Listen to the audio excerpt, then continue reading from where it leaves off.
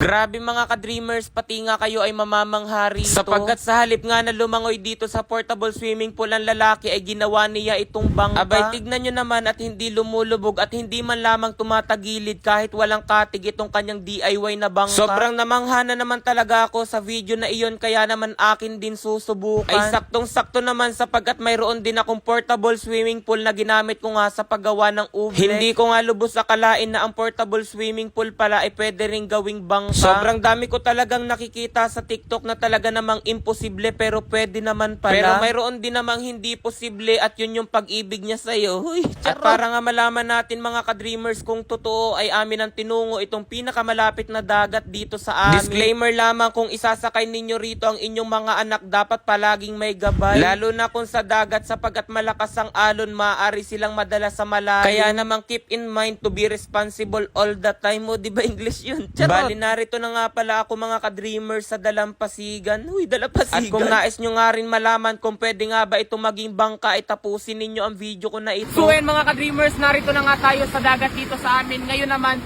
susubukan natin kung pwede ba natin gawing bangka itong portable swimming pool. Kasi may nakita nga ako sa TikTok na yung portable swimming pool nila ay ginawa nilang bangka. Ngayon mga ka-dreamers, susubukan natin kung possible ba ito maging bangka.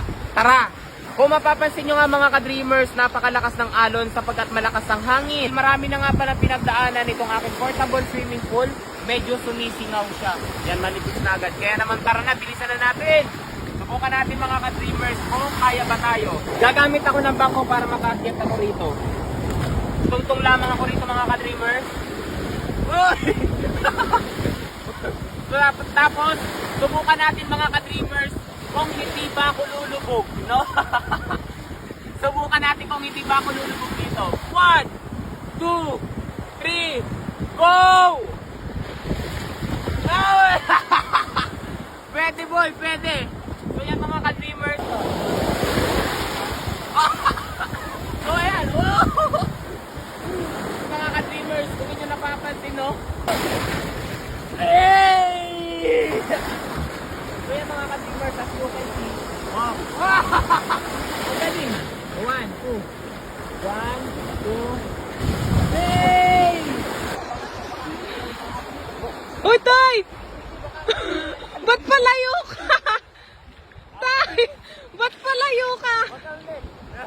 So yan mga ka-dreamers, ayan ako. Wow! Alpas tayo, alpas tayo. Hey, hey, hey, hey, hey. Alpas tayo. Ooh, sarap na feeling.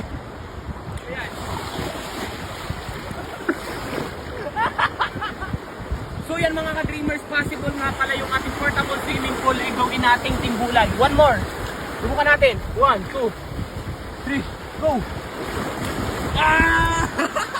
Woo! Woo! Side! Hey!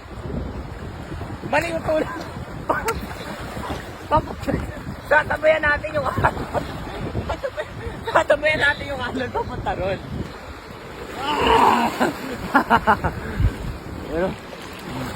Woo! Malaki pala mga ka-dreamers ang butas nitong ating portable kaya naman, ayan, tignan nyo, natitingot na siya. Pero as you can see, hindi tayo nalulubog gamit nga itong ating swimming pool. Napakaganda mga ka-dreamers itong alon. Parang may nais siyang sabihin sa akin. Subukan natin mga ka-dreamers tumayo. Oh, di ba, Bet?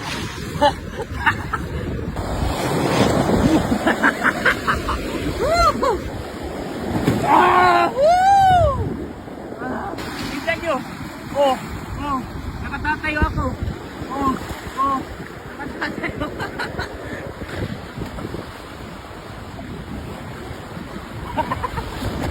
Sirang-sira na.